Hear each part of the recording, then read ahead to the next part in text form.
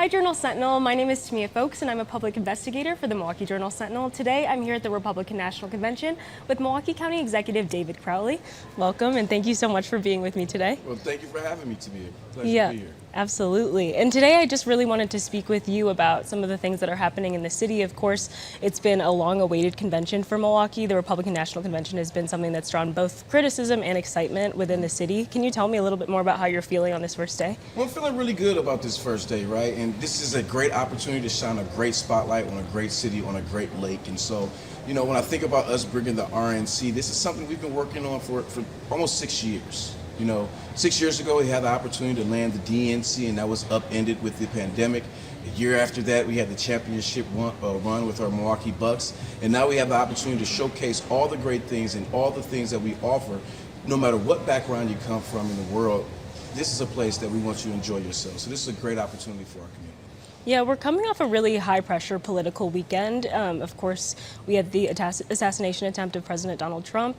And can you tell me a little bit more about how the Democratic Party is responding to that? It seems like there's a call for unity from both sides of the aisle for the former president. Can you tell me just a little bit more about how you're looking into that? Absolutely, and it is unfortunate what about that assassination attempt. And, you know, my thoughts and prayers are definitely with the families that are directly impacted by what happened over the weekend. But at the end of the day, whether you're Republican, Democrat, Independent, or anyone who don't care about politics, we just need to really tone down the divisive, the hate, and the political violence that we're seeing in the rhetoric as it relates to politics. And so we really need to focus on how we reunite this country on both sides of the aisle, and that's what we should be focusing on. I want to see the policies and the values really coming to the forefront throughout the rest of the months as it relates to embarking on this election in November, but I want to see that coming from everybody on both sides of the aisle.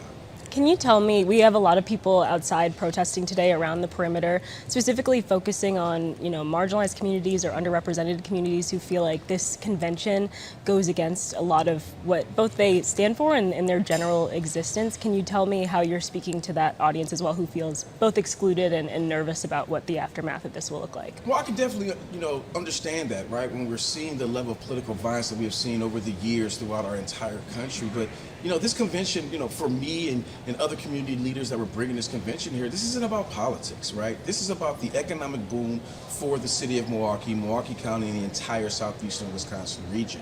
And so if we're going to focus on our region, we need to make sure that we're going after conventions and conferences like the Republican National Convention. This is our Super Bowl. This is our Final Four. This is an opportunity to showcase all of our parks, all of our trails, our beautiful beach that we have. And so, you know, I understand the issues as it relates to politics, but this is about making sure that we can make as much money as possible with our small businesses and making sure that we can invest in the future moving forward. What types of investments are you looking forward to investing in the future? I mean, when you, again, talk to that population that you represent in the city, what are they looking to see done in this upcoming election year, in the next 4 years that come after this one? Well, absolutely. I mean, one, when we talk about investments in Milwaukee, right, as you can see all around downtown Milwaukee and many places within Milwaukee County, you see cranes in the sky. That is an economic boost, and that's a gain for us right here within Milwaukee County, making sure that we're not only bringing those visitors here who live in Wisconsin, but those who live outside, spending their dollars and showcasing everything that we have to offer. But politically, this is an opportunity for us to have a better understanding of not only what the RNC is going to bring to the table, but in a few weeks after this week, we're going to be seeing the DNC in our largest suburb in Chicago, right?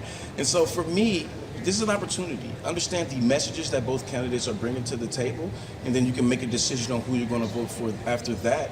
But, you know, I am a Biden supporter. I don't think, you know, we shied away from that in supporting him in his re-election. But this is an opportunity for us to have a better understanding of the contrast of both of these candidates. Can you tell me a little more about your support of the Biden administration? There's been, again, a lot of back and forth in the party about whether or not he's the ideal candidate to drive the party forward in 2024. How are you feeling about that conversation? Well, you know, I feel like it's more of a distraction right now at this moment, you know, and I'm not saying that we shouldn't have conversations about who should be as a leader with whatever party, but he is our nominee, and he's done great work as president for the past 3.5 years. And so if we're going to take into account what happened to that during that debate, which he won't even defend and will tell you he's even had a bad night. We shouldn't allow those 90 minutes to overshadow the investments that we have seen throughout this country for the past 3.5 years. Yes, everybody can point out the age of President Joe Biden, but let's be honest, both of these candidates are old.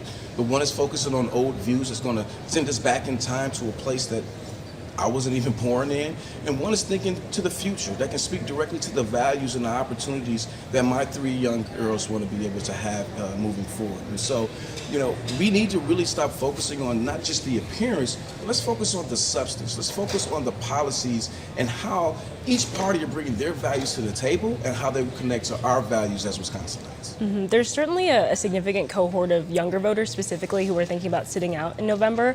What would be your message to them? Well, we can't afford for anybody to sit out. When we think about politics, we always joke that this is a full contact sport. And if you're on the sidelines, that means you're not in the game, getting involved and actually making a decision that's going to directly impact not just your life, but your neighbors' lives, your mother's lives, your grandfather's or your siblings, those lives. And when I look at Biden's campaign, he's talking about issues that directly affect many older adults. When we talk about lowering the price of prescription drugs and medications for many individuals, making investments in young families through affordable housing investments, but also tackling the issues of mental health by expanding different levels of services, but more importantly, also investing in treatment, prevention, and other services as it relates to substance use disorders that we've seen, not just here in Wisconsin, but across this entire country. And so let's focus on the values, but at the end of the day, none of us can afford to sit on the sidelines. There's only, some people will say that there's only a binary choice. We have 2 choices in this race, and it's our job to make sure that whatever choice that we make moves this country forward. Yeah. Milwaukee County Executive David Crowley, thank you so much for joining us. Thank you again for having me. Mm-hmm.